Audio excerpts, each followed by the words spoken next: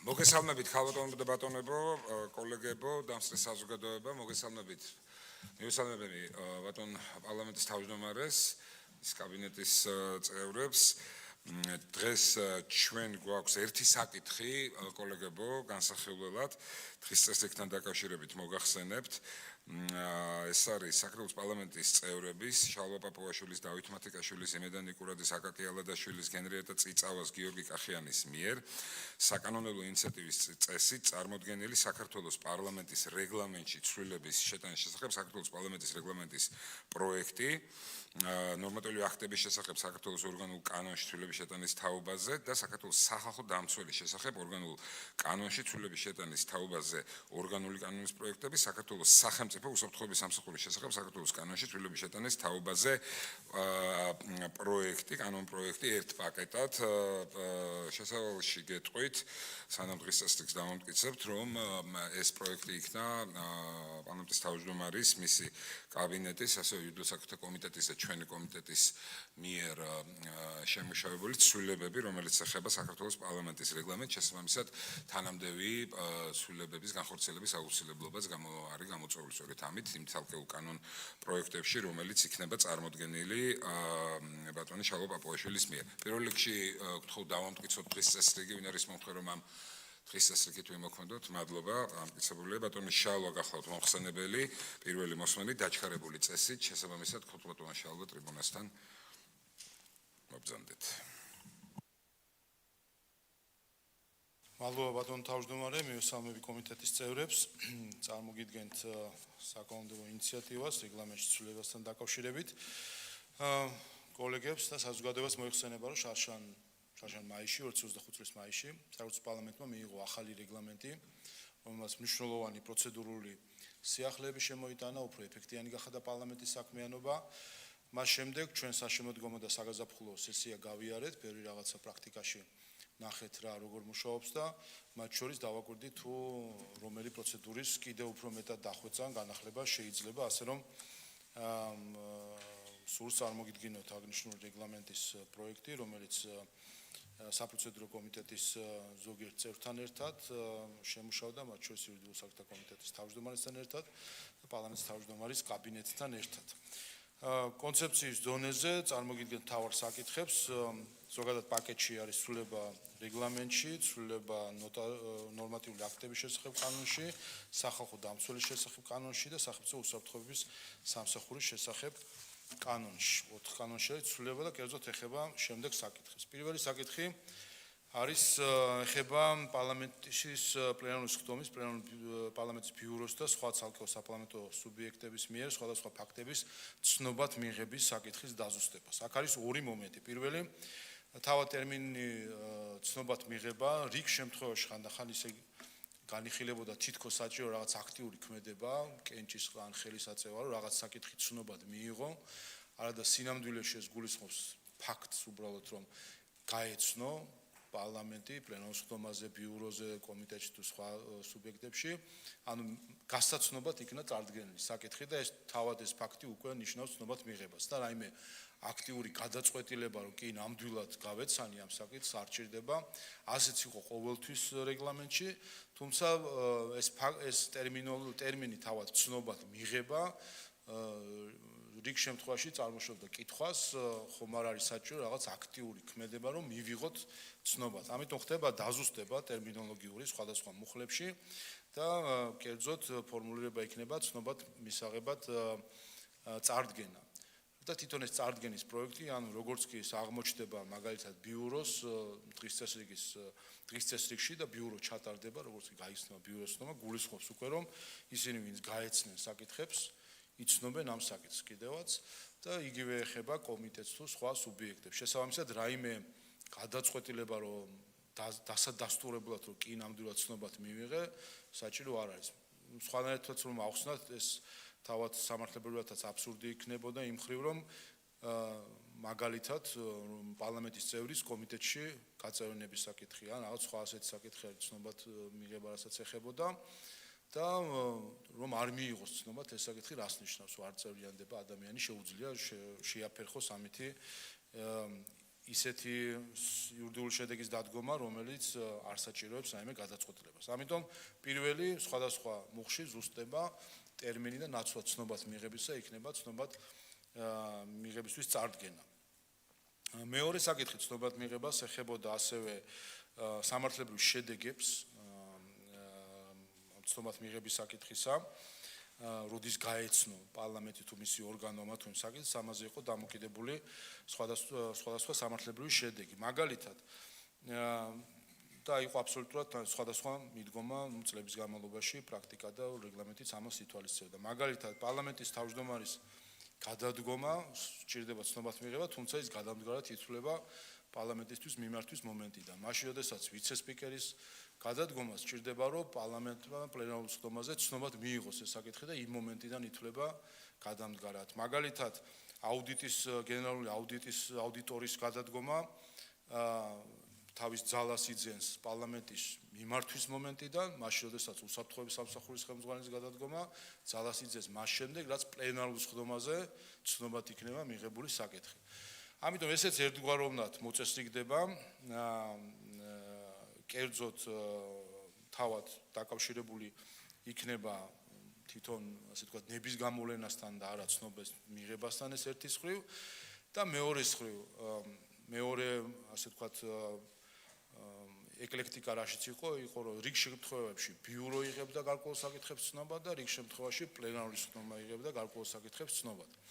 რაც თავის მხრივ გულისხმობდა დროით სხვაობას, ვინაიდან პლენარული სხდომები იმ სიხშირით არ ტარდება, რა სიხშირითაც შეიძლება ბიურო სხდომა ჩატარდეს ერთის მხრივ და რაღაც სამართლებრივი შედეგი ვერ დადგეს, სანამ პლენარული სხდომა არ ჩატარდება და მეორეს მხრივ პლენარული სხდომა საერთოდ შესვენებაც აქვს, აი ახლა გვექნება შესვენება ივლისი-აგვისტო, სადაც პლენარული სხდომები არ იმართება და ამ პერიოდში თუ წარმოიშვა გარკვეული გარემოება, ან უნდა რიგ გარეშე პლენარული სხდომა ჩატარდეს.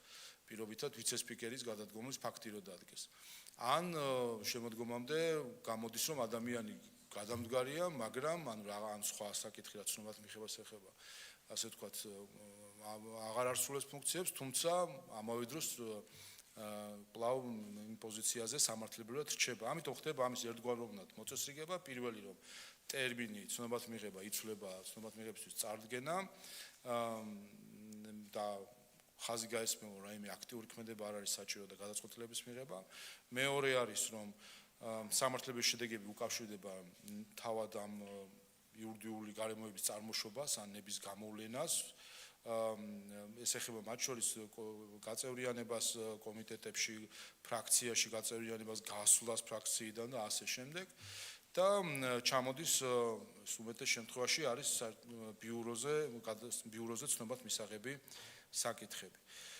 ასევე ცნობად მიღების საკითხი წარმოიშობოდა ხოლმე ანგარიშების დროს, ზოგიერთი უწყებიდან წარმოდგენილი ანგარიშის განხილვისას პლენარულ სხდომაზე თუ სხვაგან, იყო რომ ცნობად მიღება რა უნაქნას ახლა პარლამენტმა პლენარულ სხდომაზე, რომ კეჭი ჩავატაროთ, რომ კი ნამდვილად ვიღებთ ცნობად სახალხო დამცველის ანგარიშს. არადა მოვისმინეთ, ანუ 3 საათი ვისმენდით, ცნობად კი არ მივიღეთ, ყველა დეტალში გავერკვიეთ და ბოლოს თითქოს ეს ჩანაწერი გვეუბნებოდა, რომ რაღაც გადაწყვეტილება მივიღოთ ცნობად მიღებასთან, ანუ ნამდვილად რომ გავეცანით.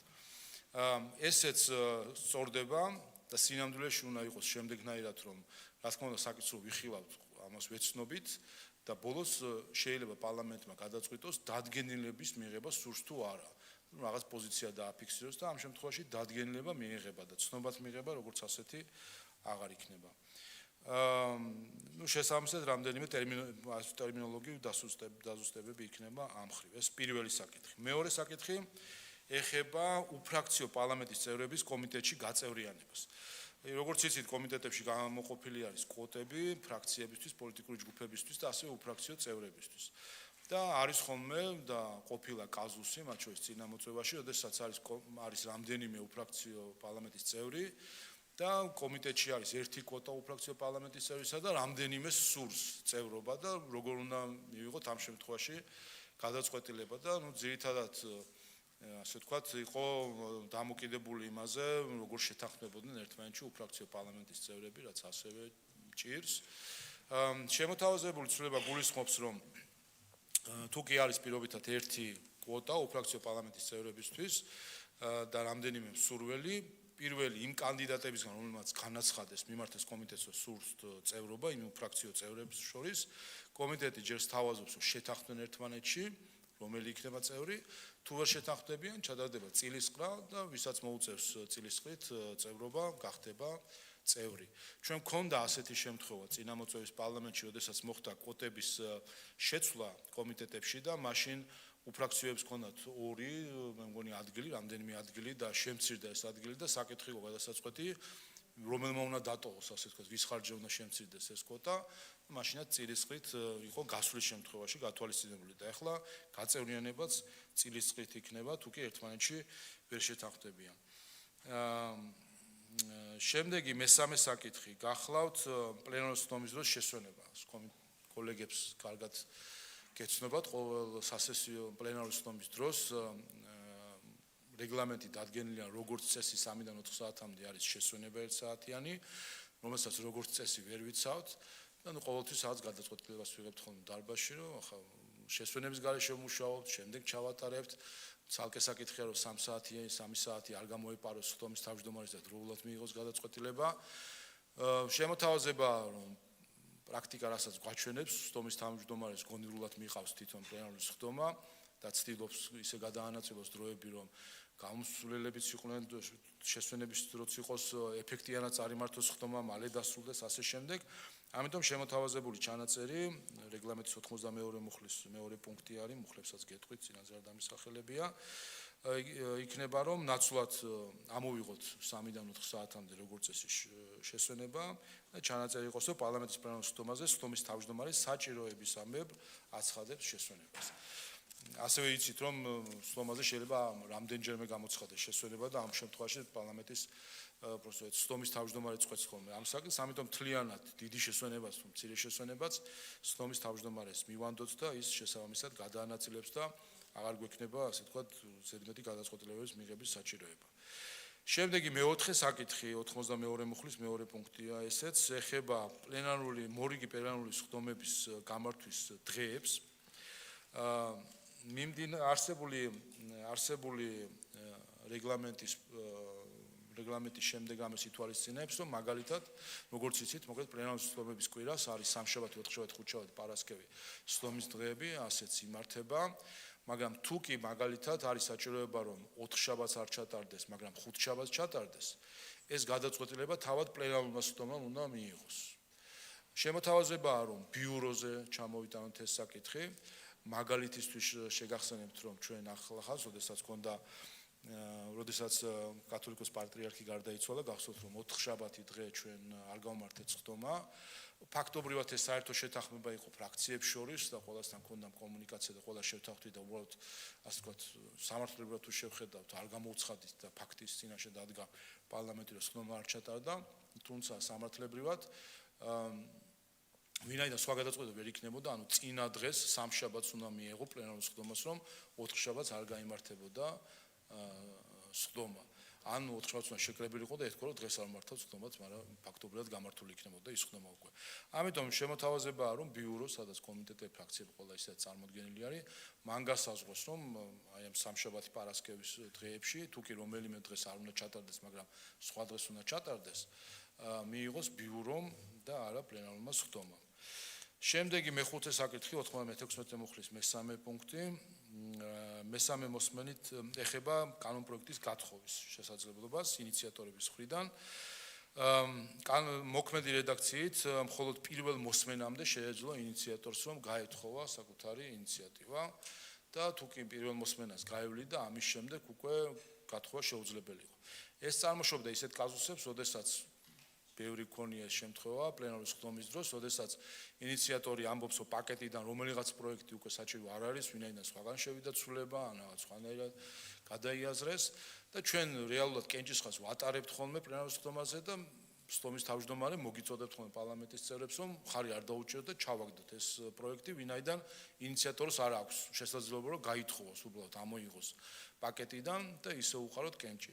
ამიტომ შემოთავაზება არის, რომ ინიციატორს მესამე მოსმენამდე ამ ნებისმიერ ეტაპზე შეეძლოს უკან გაითხოვოს პროექტი, და ასე ვთქვათ, შესაბამისად ეს კაზუსებიც რომ ჩაგდება გვიწყებს კანონ პროექტისა, არ გვექნება და რეალობასთან დავაახლოებთ საპარლამენტო ცხოვრებას. მეექვსე საკითხი გახლავთ ეხება 99 მუხლს და ეხება გაგრძელების მიზანშეწონილებას, როდესაც ახალი მოწვევის პარლამენტი იკრიბება, როგორც იცით, ის იღებს პირველივე სხდომებზე გადაწყვეტილებას წინა მოწვევის პარლამენტში ინიციირებულ კანონპროექტები გადმოაქვს თუ არა ახალ მოწვევის პარლამენტში და აგრძელებს თუ არა მათ განხილვას. თუმცა ასეთივე ფორმულირება არ გვაქვს საერთაშორისო ხელშეკრულებებზე, რომელიც რატიფიკაციისთვის შემოდის პარლამენტში და მათზეც იგივე პროცედურა. ამიტომ ამ ცვლილებით გათვალისწინებულია, რომ კანონპროექტებთან ერთად საერთაშორისო ხელშეკრულებებზე, რომელიც წინა მოწვევის პარლამენტში რატიფიცირებისთვის იყო წარმოდგენილი, მაგრამ არ დასრულებულა პროცედურა, ამაზეც ანუ ყველა ნორმატიულ აქტებს, ასე ვთქვათ, შეეხება გადაწყვეტილება ახალი, რომ გადმოიტანოს თუ არა, გააგრძელოს თუ არა წინა მოწვევის პარლამენტში დაუსრულებელი კანონპროექტები, რაც ახლაც არის და ასევე ხელშეკრულების რატიფიკაცია ახალ პარლამენტში.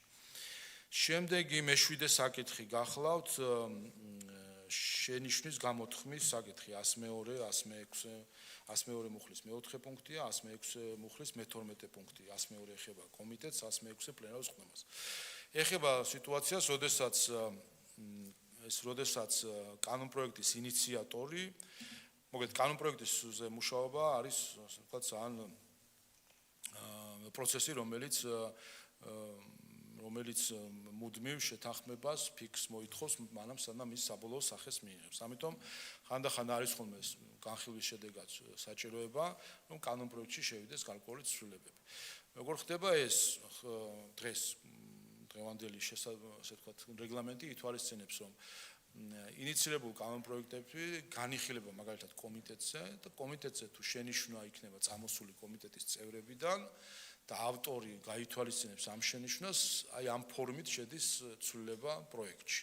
იგივე არის პლენარულ სხდომაზე, როდესაც გამოდის ინიციატორი და გამოაქვს უკვე კომიტეტში განხილული და შეიძლება შენიშვნებით გათვალისწინებით უკვე კანონპროექტი, იქაც ის თავად ვერ ცვლის ვერაფერს, ანუ თუ შენიშვნა წამოვიდა დარბაზიდან, ამას დაეთანხმება და ამის შედეგად შეიძლება ფორმულირება ჩასწროდეს.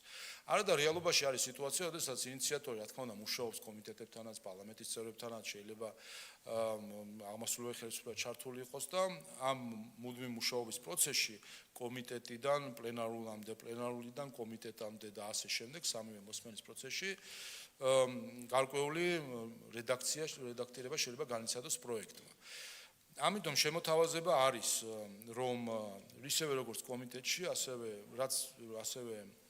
ასევე პლენარულ სხდომაზე, არა მხოლოდ პროექტში ცვლილების შესაძლებლობა, ასე ვთქვათ, იყოს არა მხოლოდ დარბაზიდან წამოსული შენიშვნის საფუძველზე, არამედ თავად მომხსენებლის მიერ გამოთქმული შენიშვნის ან მოსაზრების საფუძველზე. რომ თქვას, რომ პირობითად რომ წარმოგიდგენთ კანონპროექტს, აი ხვალ მეორე მოსმენით, იქ კონდეს მომხსენების შესაძლებლობა, თქვას, რომ ამასობაში ქონდა კონსულტაციები და ვფიქრობ, რომ 23 მუხლის პირველი პუნქტის ამ რედაქციაში ჯობია ეს სიტყვა იყოს და მოგახსენოთ ამაზე კომიტეტს. რა თქმა უნდა, გადაწყვეტილება ბოლოს კომიტეტის არის და პლენარული სხდომის არის.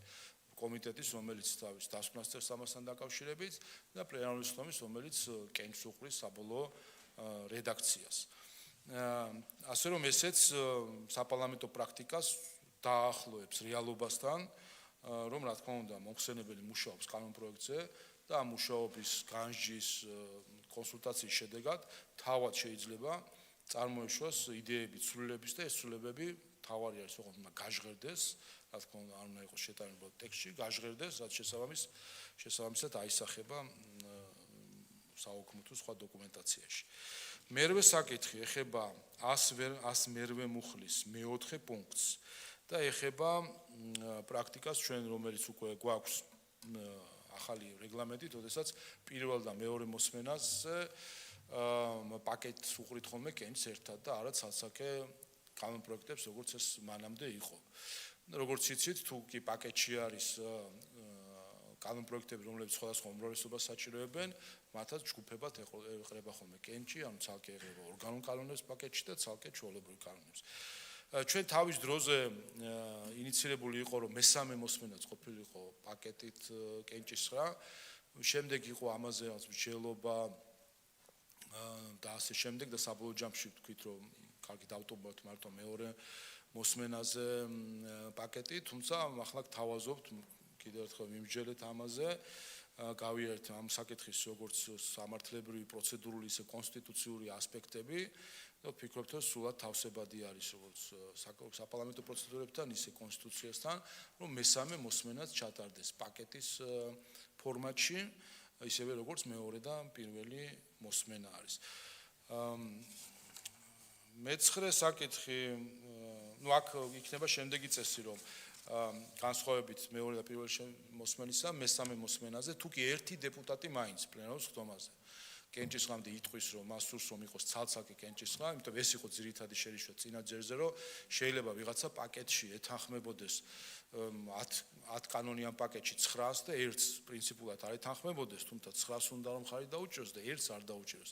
ამიტომ ასეთი რეგულაცია არის ახლა შემოთავაზებული, რომ თუ კი ერთი დეპუტატი მაინც პლენარულ სხდომაზე იტყვის, რომ მას სურს რომ ცალ-ცალკე ჩატარდეს კენჭისყრა, პარლამენტი ვალდებულია რომ ცალ-ცალკე ჩაატაროს ამ პაკეტზე მესამე მოსმენით კენჭისყრა და ამით უკვე სრულად იქნება დაცული ის, რომ პარლამენტის წევრსაც მისი თავისუფალი მანდატი რომ რასაც უნდა მხარი დაუჭიროს, არ დაუჭიროს, იქნება სრულად უზრუნველყოფილი და ამავე დროს მაშინ, როდესაც თუ კი ასეთი სურვილი არ აქვს პარლამენტის ერთ წევრს მაინც რომ ასე ვთქვათ, ცალკე ეყაროს, გამოდის რომ პარლამენტის წევრებს ჩამოყალიბებული აქვს თავისი დადებითი ან უარყოფითი აზრი მთლიანად პაკეტის მიმართ, ასე რომ მათი მხარდაჭერა ან მხარდაჭერას უარი ეკუთვნის მთლიანად ყველა პროექტს ცალ-ცალკე ამ პაკეტში და მთლიანად პაკეტს. შემდეგი მეცხრე საკითხი გახლავთ დაჩქარებული წესით განხილვის პროცედურასთან დაკავშირებით დაზუსტებას. კერძოდ 113 მუხლის მეორე პუნქტი. კერძოდ არსებული რეგულაცია არის შემდეგი. აი დღესაც ბიუროზე ქონდა გადაწყვეტილება კანონპროექტების დაჩქარებული წესით განხილვისა და რაღაც რიგ საკითხებზე მივიღეთ დაჩქარებული წესით განხილვის გადაწყვეტილება. მაგალითად რეგლამენტს. არსებული რეგულაციით ხვალ დავიწყოთ ჩვენ რეგლამენტის განხილვა, პირველი მოსმენით მივიღოთ და შემდეგ აღარ გავაგრძელოთ ეს ასე თქვა განხილვა. შემდეგ სასესიო კვირაზე უკვე ეს გადადის როგორც ჩვეულებრივი კანონპროექტი გადადის როგორც ჩვეულებრივი ვადებში განსახილველი პროექტი, ანუ მისი დაჩქარებული სტატუსი უქმდება და უკვე შემდეგ მეორე და მესამე მოსმენა უნდა გადანაწილდეს ორ კვირაზე.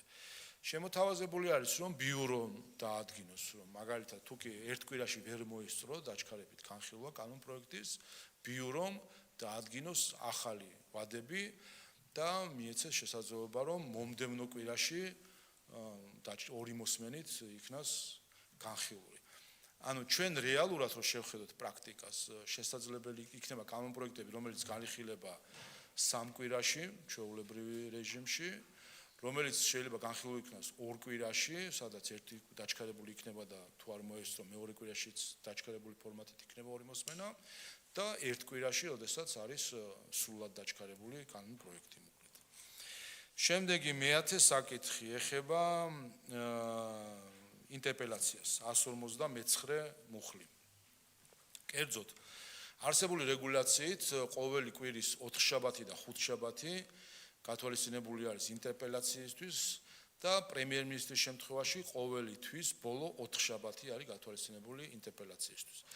ჩვენ პრაქტიკამ გვაჩვენა ერთის მხრივ ინტერესი ინტერპელაციის მიმართ და მეორეს მხრივ შესაძლებლობა პარლამენტისთვის არ იყოს მხოლოდ შეზღუდული 4 შაბათზე და 5 შაბათზე, მათ შორის ვინაიდან შესაძლებელია ხოლმე საჭირო ადრესატს, სადა კითხვის ავტორს შორის და გთავაზობთ რომ 4 შაბათ და 5 შაბათთან ერთად 3 შაბათიც იყოს ინტერპელაციის დღე და პარლამენტს გვექნება 3 დღე, ასე ვთქვათ, ასარჩევად რომელ დღეს ჩაისვას დღის წესრიგში ინტერპელაცია. შესაბამისად 3 შაბათი, 4 შაბათი, 5 შაბათი იქნება ყოველ კვირას ინტერპელაცია ანგარიშვალდებული სუბიექტებისა, რაც შეეხება პრემიერ-მინისტრს, აქაც გთავაზობთ რომ ნაცვლად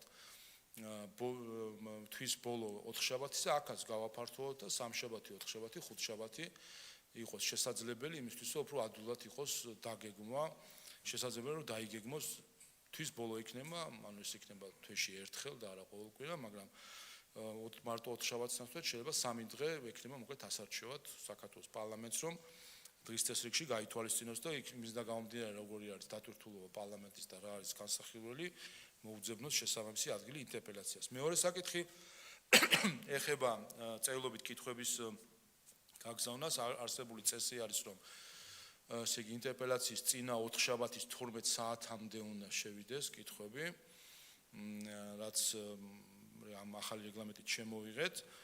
ეს 12 საათი ცოტა ესეთი ბუღალტრული საკითხია პრინციპში, ხა ზუსტად 12 და 12 საათსა და ერთ და პრაქტიკაში თუ არის ხოლმე კითხვები, ამიტომ გთავაზობთ, რომ 4 შაბათი სრული დღე იყოს ავტორისთვის, დღის ბოლომდე რომ პარლამენტის თავმჯდომარეს გაუგზავნოს ინტერპელაციის კითხვები. რაც შეეხება უკვე ადრესატისთვის გადაგზავნას, პარლამენტის თავმჯდომარე ამ კითხვის შემდეგ გადააგზავნის ადრესატთან, არსებული რეგულაციით 4 შაბათს, ანუ 12-მდე შედიოდა კითხვები და დღის ბოლომდე უნდა გადაეგზავნა პარლამენტის თავმჯდომარის ადრესატისთვის. აქ თავაზობთ, რომ ახალ 4 შაბათს დღის ბოლომდე უგრძელებთ ავტორს, რომ ვადას რომ შემოიტანოს, მეორე დღეს 5 შაბათის დღის ბოლომდე პარლამენტის თავმჯდომარე გადაუგზავნის ადრესატს. და მესამე საკითხი ეხება დროს. არსებული რეგულაციით ინტერპელაციით იწყება სხდომა, ანუ 12 საათი იწყება ხოლმე ინტერპელაცია.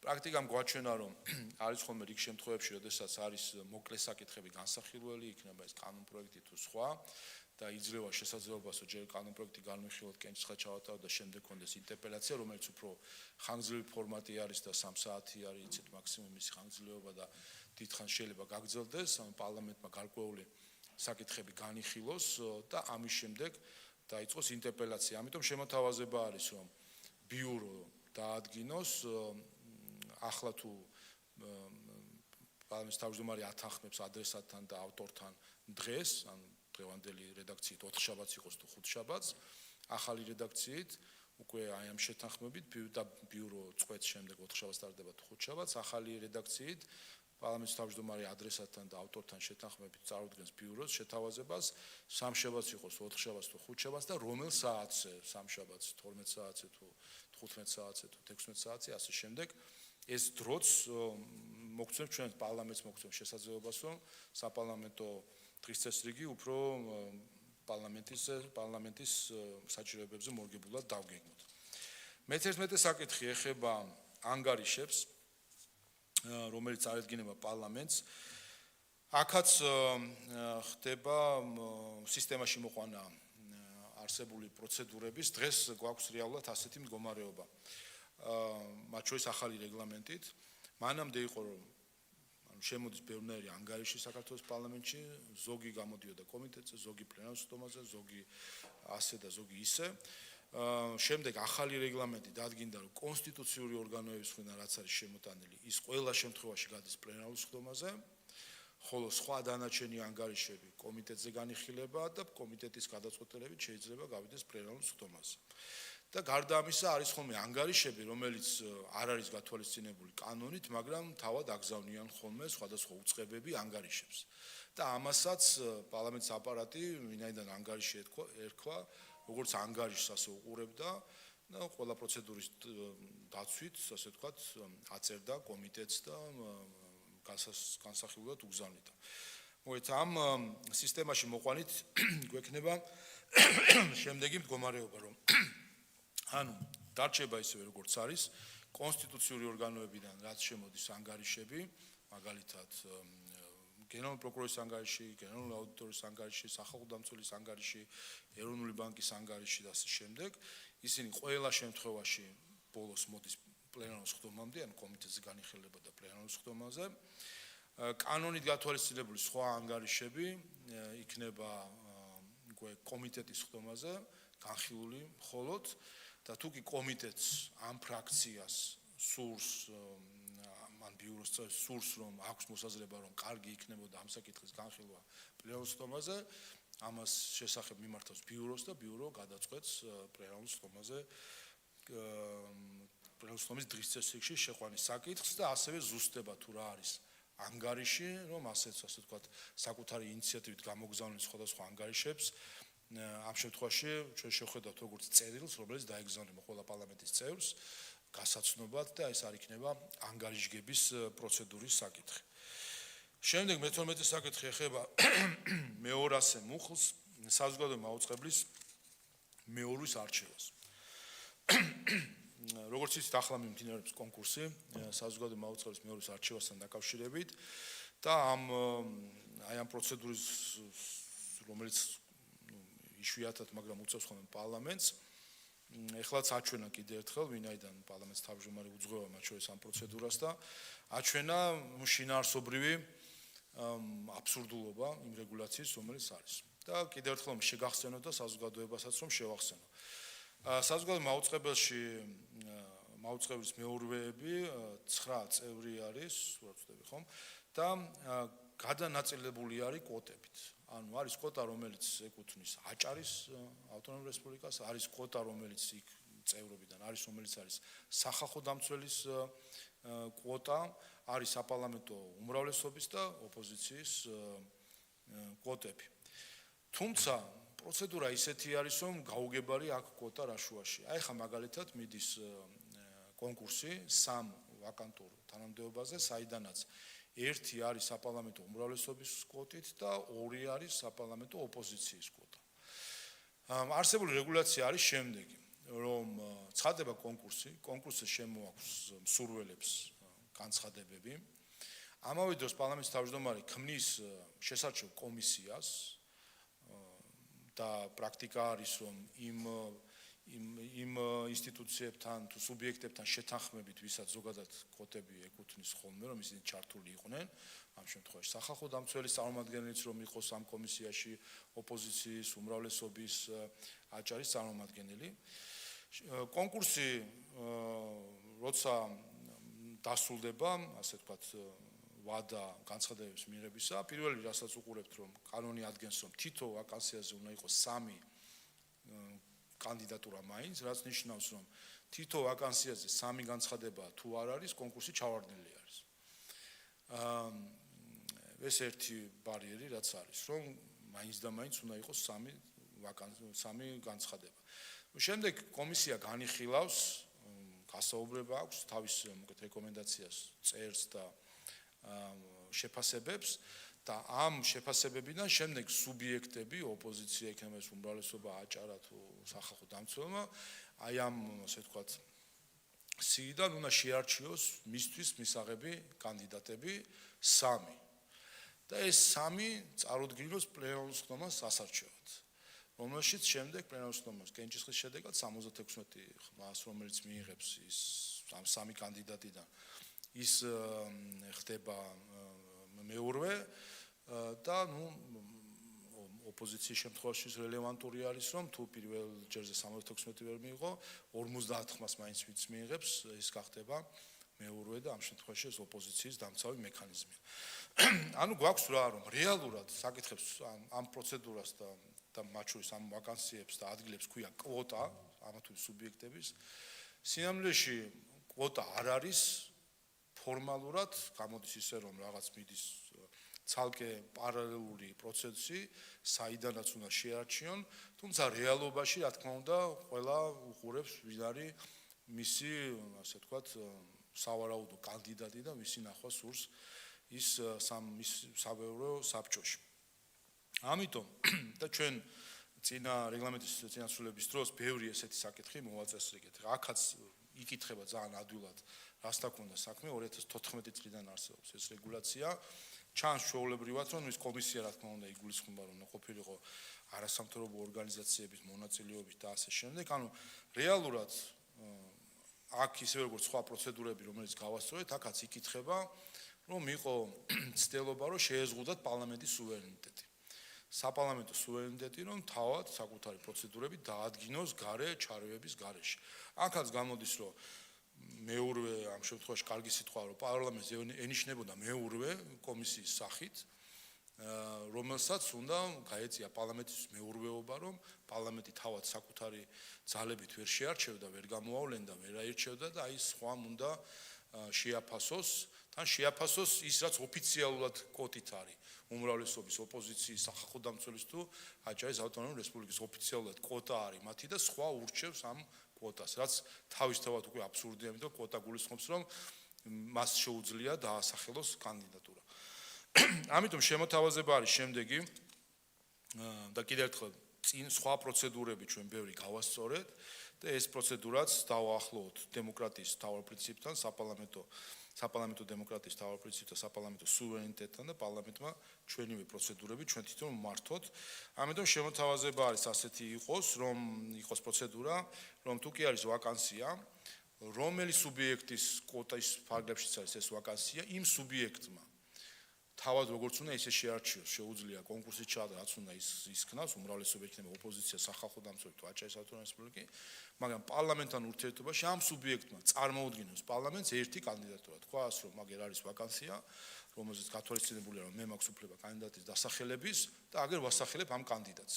და არა სხვების მიერ შერჩეული კანდიდატებიდან, არჩეული კანდიდატებიდან სამს, რომლისგანაც კიდე შენ აირჩიე იმ სამიდან რა იყო, რომელი იყოს. როდესაც თავად ამ სუბიექტმა ალბათ იცის იმ სამიდან, რომელია მისთვის ყველაზე მისაღები. ამიტომ ვისიც არის კვოტა და უფლება, კვოტა ამ შემთხვევაში გულისხმობს კანდიდატის დასახელების უფლებას, იმიტომ რომ დანიშნვის უფლება არ არის, რა თქმა უნდა, პარლამენტმა უნდა აირჩიოს.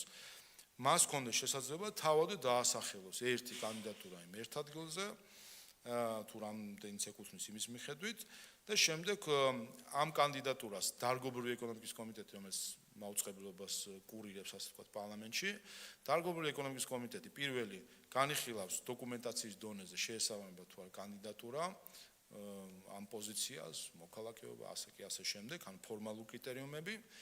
თუ კი აკმაყოფილებს, შემდეგ ჩაატარებს გასაუბრებას კანდიდატურასთან. კომიტეტი მიიღებს თავის დასკვნას, რომელსაც სარეკომენდაციო ხასიათი აქვს პლენარული ხდომისთვის და გამოვა პლენარულ ხდომაზე ერთი კანდიდატი ამ ერთი სუბიექტის კვოტის ფარგლებში და იქ უკვე პლენარული ხდომა კენს უყრის იმ პროცედურით, რომელიც აქამდეც იყო. ეს არის შემოთავაზება. მე-13 საკითხი შეეხება 220 მუხს პრეზიდენტის ყოველწლიურ მოხსენებას. აქაც ჩვენ სხვადასხვა პერიოდი გავიარეთ, მაგრამ თავარი რას ეხება ეს ცვლილება? თავარი ეხება ორ საკითხს ეხება. ერთი ეს არის, რომ პრეზიდენტის აქამდე არსებული რედაქციით პრეზიდენტის ყოველწლიური მოხსენების დღეს სხვა საკითხები არ განიხილებოდა. ამიტომ ახალი მოქმედი რედაქციით პრეზიდენტის ყოველწლიური მოხსენება იმართება საგაზაფხულო სესიის პირველ დღეს ვიკრიბებოდით, იყო პრეზიდენტის მოხსენება და შემდეგ სხდომა სრულდებოდა. შემოთავაზებაა, რომ შესაძლებლობა იყოს სხდომა გააგრძელოს მუშაობა და სხვა საკითხებიც განიხილოს, ვინაიდან პრეზიდენტის მოხსენება როგორც წესი რაღაც 1 საათი გრძელდება და არ არსებობს მიზეზი, რატო არ შეიძლება რომ ის დღე გამოიყენოს პარლამენტმა ჩვეულებრივი საქმიანობისთვის. ეს ერთი შემოთავაზება, რომ სხვა საკითხების განხილვა შეიძლება და მეორე, არსებული რეგლამენტით პრეზიდენტის გამოსვლის შემდეგ იყო ფრაქციების გამოსვლა და პრეზიდენტის დასკვეთის სიტყვა. თუ კი შევხედავთ ჩვენ გამოცდილებას სხვა ქვეყნების სადაც არის ასეთი პრეზიდენტის გამოსვლა, მაგალითად ამერიკის შეერთებული შტატები რო ავიღოთ ან რიგი სხვა ქვეყნებისა, როდესაც არის პრეზიდენტის გამოსვლა, პრეზიდენტის გამოსვლით სრულდება ის პროცედურა. ამ შემდეგ იქ დებატები, კითხვა-პასუხი და ასე შემდეგ არ იმართება. რატომ? იმიტომ რომ პრეზიდენტის მოხსენება თავის მხრივ არის მიმართვა საზოგადოებისთვისაც, ან პარლამენტი გარკვეულწილად პლატფორმას თავაზობს პრეზიდენტს, რომ ყოველწლიურად მან გარკვეული შეჯამება გააკეთოს ქვეყნის განვითარებისა და ამით საზოგადოებას მიმართოს. ის არ არის ყოველდღიური პრეზიდენტი როგორც ინსტიტუტი, არ არის ყოველდღიური პოლიტიკური ბატალიების, განხილვის თუ დებატის მონაწილე და არც უნდა გავხადოთ ის ყოველდღიური პოლიტიკური, მით უმეტეს პარტიულ პოლიტიკური განხილვების მონაწილე. ხოლო ამგვარი გამოსვლები შემდეგ დასკვნითი სიტყვები ეს გინდა არ გინდა ითრევს პრეზიდენტს პარტიულ დებატებში, უბიძგებს მას დაიჭიროს გარკვეული პოზიციები, პარტიულ პოლიტიკური თუ ასე შემდეგ, რაც საბოლოო ჯამში აზიანებს პრეზიდენტის როგორც ზეპარტიული და არა ყოველდღიურ პოლიტიკაში ჩართული ინსტიტუტის მნიშვნელობას. რომ შევხედოთ ამიტომაც გამოცდილებას, არსად არ არის კითხვა, ჩვენთანაც არ ყოფილა არასდროს კითხვა-პასუხები, ამიტომაც არ იყო ჩვენთან აქამდეც არასდროს რომ პრეზიდენტის გამოსვლის დროს კითხვები ისმებოდა და ის პასუხობდა და ასევე მოგეთ შემოთავაზებაა რომ პრეზიდენტის გამოსვლით დასრულდეს თავად პროცედურა, მოისმინოს პარლამენტმა, გაანალიზოს და რა თქმა უნდა ამაზე რეფლექცია პარლამენტს ყოველთვის შეუძლია როგორც მაგალითად თავისუფალი ტრიბუნის ფარგლებში, ისე პოლიტიკური განცხადებების ფარგლებში, ისე ზოგადად მედიასთან კომენტარში, ასე რომ ამის საშუალება პარლამენტს აქვს, მაგრამ საქმე ეხება იმას, რომ უშუალოდ პრეზიდენტი არ გავხადოთ მონაწილე პოლიტიკური განხილვისა, მაშინ როდესაც კონსტიტუციური ასე ვთქვათ სახე პრეზიდენტისა გულისხმობს მის ზეპარტიულ ხასიათს. და ბოლო საკითხი, მე-14 საკითხი, ეხება განმარტებით ბარათს, ეს უკვე ნორმატიული აქტების შესახებ კანონში ცვლილებაში შედის, მე-17 მუხლი. პაკეტს დღესდღეობით აქვს, პაკეტის ყოველ პროექტს აქვს თავისი განმარტებითი ბარათი, რაც ორ პრობლემასთან არის დაკავშირებული, ერთი რომ არის ფაქტობრივად ერთმანეთის ასლი, დიდი ნაწილები რაც არის, ძირითადი ნაწილი რაც არის, რაც შეეხება შინაარს, პრობლემა არის ის, რომ პაკეტის აზრი არის გაფანტული სხვადასხვა პროექტებში. მაგალითად, ახლაც რეგლამენტის ცვლილების პაკეტი არის და ეს შემოთავაზება არის სხვა პროექტში და რეგლამენტის განმარტებით ბარათში ვერავინ ვერ ამოიკითხავს, რომ ეს ცვლილება არის, უნდა ყველა განმარტებითი ბარათი წაიკითხოს და შემდეგ ადამიანმა შეაჯამოს საერთო არსი პაკეტის. ამიტომ შემოთავაზება არის, რომ პაკეტის შემთხვევაში პაკეტს დაერთოს ერთი განმარტებითი ბარათი და რა 10-15 თუ ბევრი, ერთი განმარტებითი ბარათი, სადაც ყველა თამდევი კანონპროექტიც, გამომდინარე კანონპროექტები, რომელიც პაკეტში არის, ყველა ამ პროექტის არსი და საკითხები იქნება ერთ დოკუმენტში მოთავსებული და ამით უფრო მომხმარებლისთვის ადვილად გასაგებიც იქნება მთლიანად პაკეტის არსი, მიზნები და მისი შედეგი. მადლობთ, ეს არის ძირითადი არსი ამ პაკეტისა. აქვე ხო რეგლამენტისა, რომელიც ამ პაკეტში შედის. მადლობა ბატონო შალვა. ანუ თქვენ როგორც პაკეტი მთლიანად წარმოადგენთ, ხო? მაგ კიდე არის დამატებითი კანონპროექტები პრინციპში, სადაც რაზეც თქვენ ისაუბრეთ იმ ცვლილებების თაობაზე, როდესაც გვიყვებოდით, რაც შედის პარლამენტის რეგლამენტში. ბატონო თავმჯდომარე, ბარემ ახალ ნორმატიულ აქტებზე ვისაუბრეთ, ნორმატიულ აქტების შესახებ კანონსაც განმარტებით ბარათს ეხება, ამ ორ პროექტას ვიტყვი ერთად და პაკეტში დაბეჭდება, იმიტომ რომ ტექნიკურია პრინციპში, სახალხო დამცველის შემთხვევაში ცვლილება შედის, იმიტომ რომ საზოგადოებრივი მაუწყებლის ბორდის არჩევის პროცედურის ცვლილებაა შემოთავაზებული და რომელიც გულისხმობს ამის შემდეგ სახალხო დამცველს ექნება შესაძლებლობა პირდაპირ წარმოადგინოს ის კანდიდატი, რომელიც მას სურს და სახელმწიფო უსაფრთხოების სამსახურის შემთხვევაში ცვლილება შედის, იმიტომ რომ უფლებამოსილების ვადამდე შეწყვეტასთან დაკავშირებით, აქამდე რომ გითხარით, რომ გაბნეული იყო სხვადასხვა პროცედურები, რომ საჭირო იყო პლენარულ სხდომაზე ცნობად მიღება იმისთვის, რომ ეს იურიდიული ფაქტი დამდგარიყო ხელმძღვანელის გადადგომისა თუ უფლებამოსილების სხვანაირად შეწყვეტისა, არ იყოს მიბმული პლენარულ სხდომას, არამედ იყოს მიბმული ბიუროს. მადლობა დეტალური პრეზენტაციისთვის. თქვენის ნებართვით ჩვენ შეგვიძლია კითხვები დავუგროვოთ, თუ კი ასეთი იქნება და შემდგომ ერთად მოხდეს პასუხის გაცემა. გნებავთ ტრიბუნასთან დაელოდეთ, გნებავთ დაბრძანდით, როგორც თქვენთვის კომფორტული იქნება. კარგით, კითხვები, მოსაზრებები, კი ბატონო, პირველი.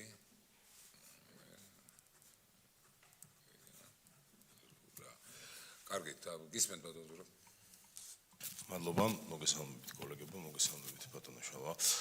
ინტერპრეტაციასთან დაკავშირებით მაქვს ერთი ასეთი კითხვა. თქვენ მოგეხსენებათ, რომ პოლიტიკურ ჯგუფებს ჩვენ ამ შემთხვევაში ხალხის ძალას და ევროპა სოციალისტებს რაღაცნაირად საერთო კითხვა გამოგვდის ხოლმე, შემდეგ ჩვენ გვეკუთვნის და ვყოფთ მერე ამას. იქნებ რომ მოხდეს ისე რომ გავზარდოთ, იმიტომ რომ არის საკითხები, როდესაც ვთქვათ, რაღაც კოლეგიალურად შეთანხმებულები კი ვართ, მაგრამ მედიაში ბევრი კითხვა გვიგროვდება ხოლმე კონკრეტულ შემთხვევაში. და შემდეგ რჩება ისე რომ ამ შეთანხმებულ კოლეგასთანაც ცოტა უხერხული გამოდის შემდეგ უთხრა რომ თქვა ვერ დაგითმობ, ვერ გაგიყოფ. ან ისე მოხდეს რომ თუ არის შესაძლებელი რომ რაღაცნაირად პოლიტიკურ ჯგუფებს რაღაც საკუთარი კითხვები ქონდეს, ან ამ შემთხვევაში თუ აი ამ ვარიანტი რაც ახლა გვაქვს ჩვენ, გაიზარდოს რომ შესაბამისად რაოდენობა კითხვებისა იყოს ისეთი მისაღები. მადლობა. მადლობა ბატონ გიო. მოგესალმებით კიდევ ერთხელ. ვინაიდან ეს გამოპროექტი ასე ვთქვათ დაჩქარებული წესი და სიმართლე გითხრათ სრულყოფილად ვერც მოვასწარი გაცნობა და დაზუსტება მინდა, ანუ შეიძლება ვერ გავიგე საზოგადოებრივ მაუწყებელთან დაკავშირებით თქვენ ახსენეთ რომ ეკონომიკის კომიტეტი წარუდგენს თუ არ ვცდები ერთ კანდიდატს, ხო? ანუ ეკონომიკის კომიტეტი შეარჩევს ამ კანდიდატებს და უკვე პლენარულზე ხდება უშუალოდ ერთი კანდიდატის წარდგენა თუ სუბიექტების მიერ წარდგენილი თითოეული კანდიდატის წარდგენა მის გარკვევამი და ასევე რაც შეეხება პრეზიდენტის გამობას ვთქვათ მოხსენების ნაწილს აქ ვერ დავეთანხმებ იმ ნაწილში რომ ფრაქციებს იქნება ეს ფრაქცია თუ ფრაქციონების მიერ ასე ვთქვათ სუბიექტი წარმოდგენილ პარლამენტში ამ შემთხვევაში არ ქონდით შესაძლებლობა დასკვნითი სიტყვით გამოვიდნენ ვინაიდან მათ მხოლოდ წელიწადში ერთხელ ეძლევათ ეს შესაძლებლობა მოусმინონ. იგი მესმის აქ რა თქმა უნდა საზოგადოებას უსმენს პრეზიდენტს, მაგრამ პრეზიდენტს საზოგადოებისთვის მიმართვის სხვა ბერკეტები, სხვა ტრიბუნები შეიძლება ქონდეს და როდესაც პრეზიდენტი უშუალოდ პარლამენტის წინაშე წარდგება, ბუნებრივია სუბიექტებს უნდა ქონდეს შესაძლებლობა იმის, რომ დასკვნითი სიტყვით ისარგებლონ და მათ შორის შეაფასონ თუნდაც ის გამოსვლა, რა გამოსვლით წარდგება პრეზიდენტი პარლამენტის წინაშე. მადლობა, სხვა კითხვები როგორც ხედავთ არ არის, გთხოვთ ბატონ შალ. კი ბატონ, რაც შევა ბატონი სურაბის კითხვას, ხო ეს წუხილი ხალხის ძალისგან, ევროპელი სოციალისტებისგანაც გვსმენია, ყოველ ჯერზე ინტერპელაცია როცა არის, რომ კითხვის გაყოფა უწევთ და რომ შევახსენო საზოგადოებასაც რას ეხება საკითხი. ინტერპელაცია არის კონსტიტუციური ინსტრუმენტი,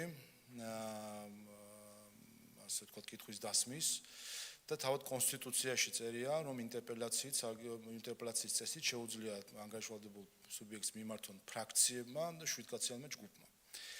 როდესაც ჩვენ ახალ რეგლამენტში ერთი წლის წინ ასე ვთქვათ, ინტერპელაცია ახლებურად ჩამოვაყალიბეთ, ის უფრო მოქნილი, უფრო აქტიური გავხადეთ და ვხედავთ ჩვენ თუ როგორ აქტიურად გამოიყენება დღეს ეს კონსტიტუციური ინსტრუმენტი. მაშინ იყო ერთი ასე ვთქვათ შენიშვნა რომ პოლიტიკური და აქვე დავძენ რომ პოლიტიკური ჯგუფები ეს არის პარლამენტის რეგლამენტში ასე ვთქვათ დროებით გათვალისწინებული მექანიზმი რომელიც არის შექმნილი იმისთვის რომ მცირე წარმომადგენლობის პოლიტიკურ პარტიებს ან ჯგუფებს მისცეს შესაძლებლობა ორგანიზებული მუშაობისა პარლამენტის შიგნით.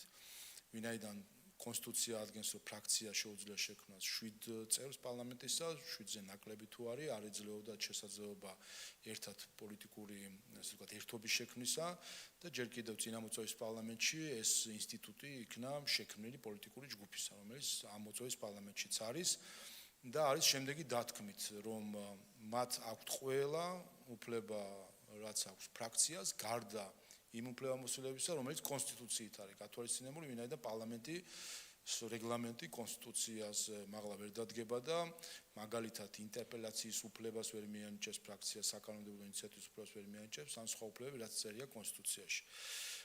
ამიტომ ეს შეზღუდვა, ერთადერთი შეზღუდვა აქვს პოლიტიკურ ჯგუფებს, სხვა მხრივ არის იგივე ფრაქცია, უბრალოდ აკლია ის უფლებამოსილებები, რომელიც პირდაპირ კონსტიტუციაში წერია.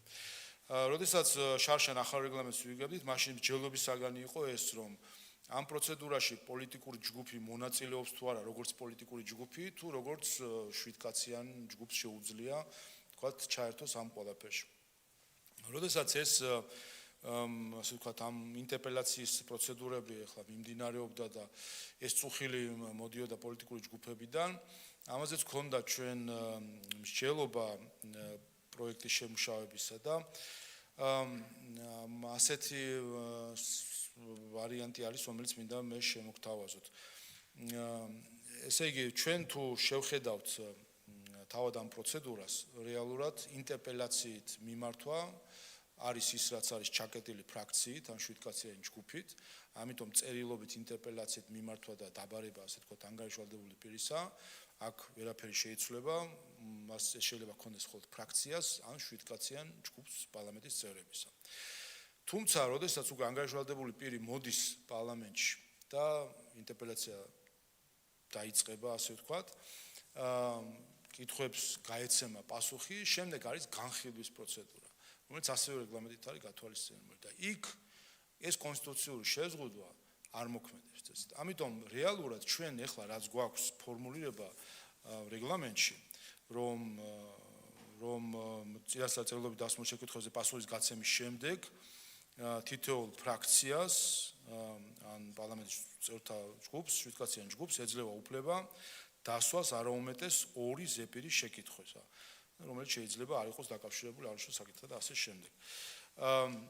ჩვენ თუ ავიღეთ ამ ფორმულირებას და რეგლამენტის გარდამოვალდებულებაში არსებულ ფორმულირებას, რომ პოლიტიკურ ჯგუფებზე ვრცელდება ყველა ის უფლებამოსილება, რომელიც ფრაქციას აქვს გარდა კონსტიტუციით გათვალისწინებული უფლებამოსილებისა, შეგვიძლია ვთქვათ, რომ ფრაქციის ეს უფლებამოსილება დამატებითი, ეს არ არის ინტერპელაციის ნაწილი, არამედ არის უკვე ინტერპელაციის პასუხების განხილვის პროცედურაში გადადის უკვე პარლამენტი და ეს უფლება რომ 2 შეკითხვა დასვას, რაც მიცემული გვაქვს ფრაქციაზე, ვფიქრობ, რომ შეიძლება ასევე გაცილდეს პოლიტიკურ ჯგუფებზე.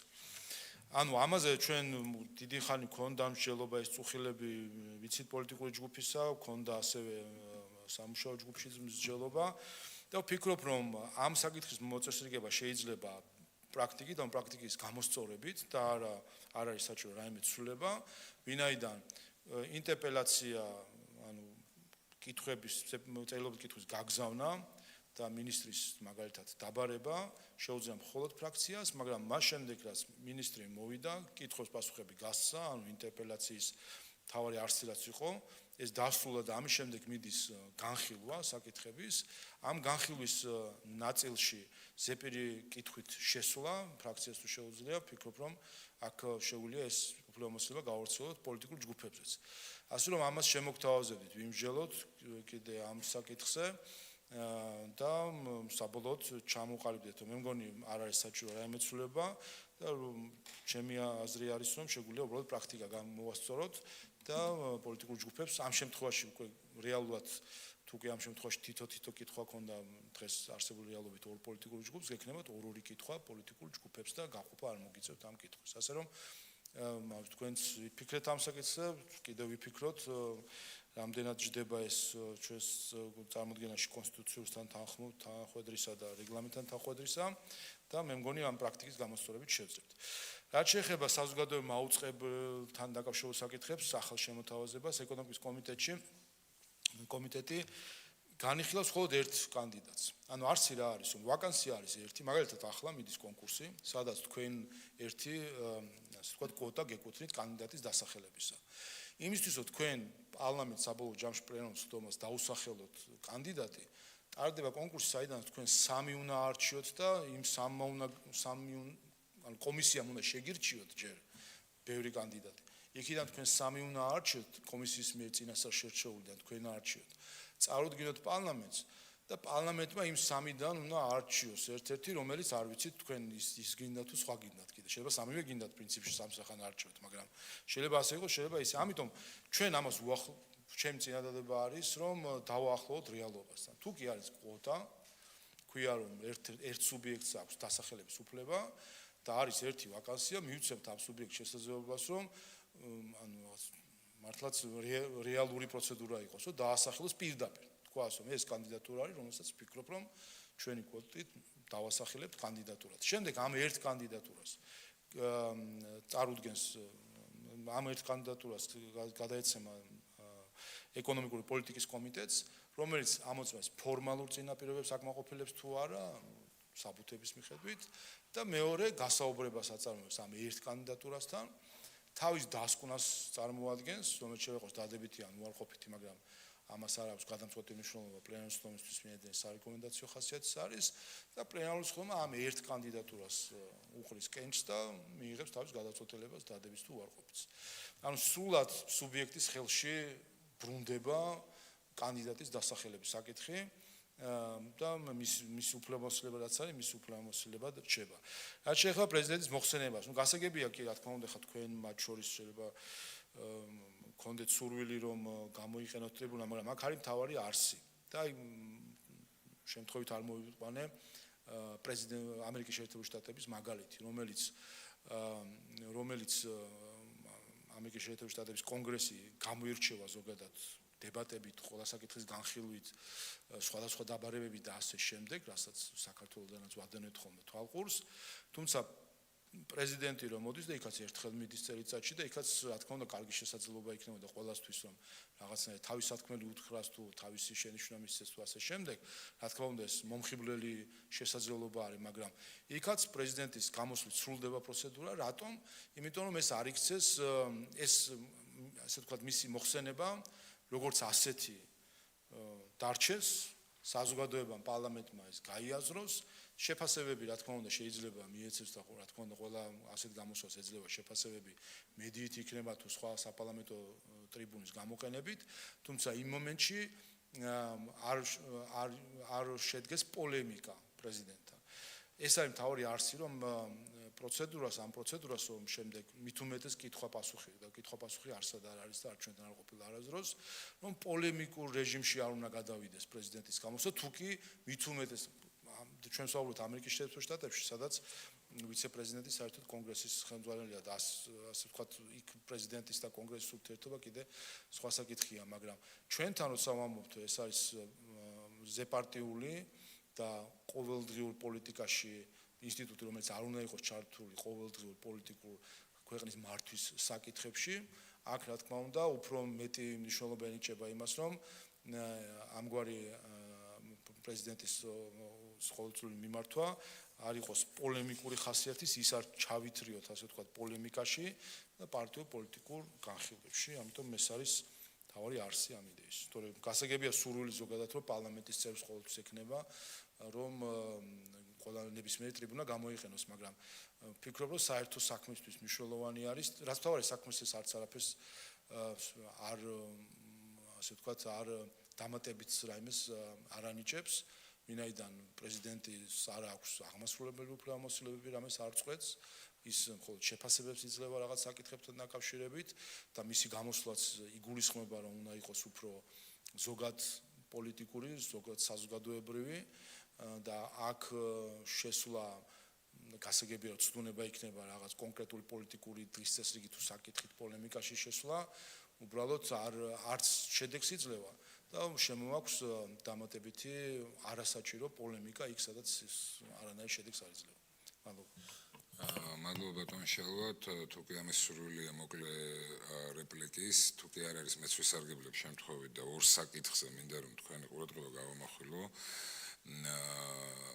ბატონ თავმჯდომარე, როგორც მოგეხსენებათ, არის ხშირი შემთხვევა, როდესაც სხვა პროფილური კომიტეტებისთვის, მაგალითად სამუშაო ჯგუფის შექმნა, ერთი სამუშაო ჯგუფის შექმნა არის მნიშვნელოვანი, კონკრეტულ კანონპროექტს ეხება, თუ კონკრეტულ საკითხს, რომელიც არის კომიტეტის განსახილველი. პრინციპში ერთი კომიტეტის ფარგლებში შექმნილი სამუშაო ჯგუფში სხვა პირსაც აქვს, სხვა კომიტეტის წევრებსაც აქვს დღესაც მონაწილეობის უფლება და საშუალება და ეს პრაქტიკულად ასეც არის, თუმცა თავისი ამ საგანს და ამ ინსტრუმენტს თავის სახელი არ ქვია. ხომ არ ფიქრობთ, რომ შესაძლებელი იყოს თვითონ რეგლამენტის დონეზე განისაზღვროს უკვე რამოდენიმე ორმა კომიტეტმა შექმნას ერთი სამუშაო ჯგუფი და ასეთად ამის შესაძლებლობა დაუშვას პარლამენტის რეგლამენტმა, ეს არის ერთი ჩემი კითხვა და მეორე ინტერპელაციას დაუბრუნდები ისევ მინისტრის საათის ამოღების შემდგომ რეგლამენტიდან უფრო მეტი ასე ვთქვათ დატვირთულობა და შინაარსიც მათ შორის შეიძინა ინტერპელაციამ ხდება მისი გამოყენება, აპრობირება პარლამენტის წევრების მიერ ფრაქციების თუ პოლიტიკური ჯგუფების და აქ ჩვენც აი პრაქტიკამ რაც დაგვანახა რომ დრო რომელიც მაგალითად შეკითხვის ავტორი თავიდან გამოდის სამწუთიანი დრო როცა აქვს პრაქტიკულად რთულია ამ დროში ჩატევა მისი და ხშირად გიწევთ ხოლმე თქვენ ან სხდომის თავმჯდომარეს ვინც არის დამატება ამ დროისთვის რეალური პრაქტიკული საჭიროებიდან გამომდინარე ან შემდგომ უკვე როდესაც დასრულდება ბოლოს 5 წუთიანი გამოსვლა პოლიტიკური ჯგუფებისა და ფრაქციების აქაც არის რაღაც გარკვეული დროის უკმარისობა და აქაც ხდება დროის დამატება. ვფიქრობთ რომ როგორც პირველ შემთხვევაში თქვა 3 წუთიანი გავზარდოთ, იყოს 5 წუთი, 6 წუთი, არც როგორც ეს მისაღები იქნება თქვენთვის და მეორე შემთხვევაშიც პოლიტიკური ჯგუფების და ფრაქციების გამოსვლას, თქვა მინიმუმ გაორმაგდეს, არა 5 წუთი, არამედ 10 წუთით იყოს განსაზღვრული საკითხი ინტერპელაციის ჭრილში. მადლობა.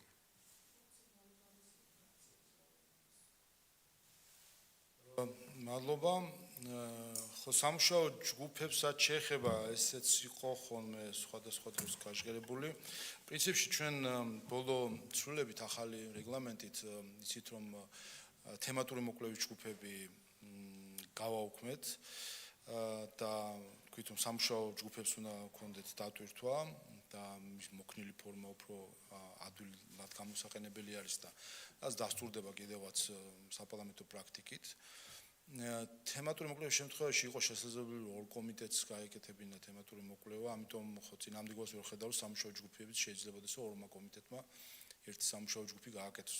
პრინციპში ეს სამუშაო ჯგუფი არსებული რეგლამენტით ისედაც არის ნაკლებად ბიუროკრატიულად რეგულირებული სამუშაო ფორმატი ასე ვთქვათ და მე წინამდგომს ვერ ხედავ ასე რომ კი ბატონო გავიზიარებდი და შემოგთავაზებთ ამის ფორმულირებას უკვე მოგვიანებით როგორი ფორმულირება შეიძლება იყოს თუ ზოგადად კი სადაც ერთ კომიტეტს შეუძლია ორს ან მეც რატო არ უნდა შეეძლოს რომ ერთობლივი სამუშაო ჯგუფის შექმნას მით უმეტეს დღეს ბიუროზე ქონდა განხილვა სოფლის მეურნეობის კომიტეტის მიერ შექმნილი სამუშაო ჯგუფისა რომელიც იუნესკოსთვის წარდგენას ეხება იუნესკოსთვის საკითხის მომზადებას ეხება ასე ჯგუფები შეიძლება სხვადასხვა კომიტეტის ინტერესში იყოს და ასეთ შემთხვევაში ერთობლივი სამუშაო ჯგუფი შეიქმნას ასე რომ დავეთანხმები ამ შენიშვნას და შემოგთავაზებთ შემდეგ უკვე კონკრეტულ ფორმულირებას.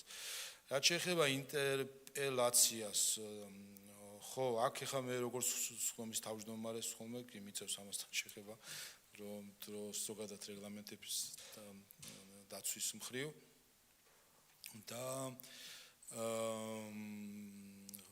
ხო, ერთი რაც არის კი შესავალი 3 წუთი როცა არის, იქ აშკარად ჩანს ცოტა დრო არ არის ხოლმე საკმარისი და ფაქტობრივად ყოველ ჯერზე გვიწევს ხოლმე დროის დამატება ისევე როგორც დასკვნით სიტყვებში ბოლოს გამოსვლები ფრაქციების იქაც არის ხოლმე სურვილი ცოტა ცლად საუბრისა ყველას მხრიდან როგორც ინტერპელაციის ავტორების მხრიდან შეაფასონ ასე ვთქვათ პასუხები ასევე უმრავლესობის მხრიდან რომ საკუთარი მთავრობის წარმომადგენლებს ხარი დაუჭირონ ასე ვთქვათ და საკუთარი შეფასება მისცეს. ასე რომ აქაც შეიძლება რეგლამენტების გაზრდა, ამიტომ აქაც გავიზიარებთ და შემოგთავაზებთ ხვალ პირველი მოსმენისთვის უკვე ფორმულირებებს ამასთან დაკავშირებით.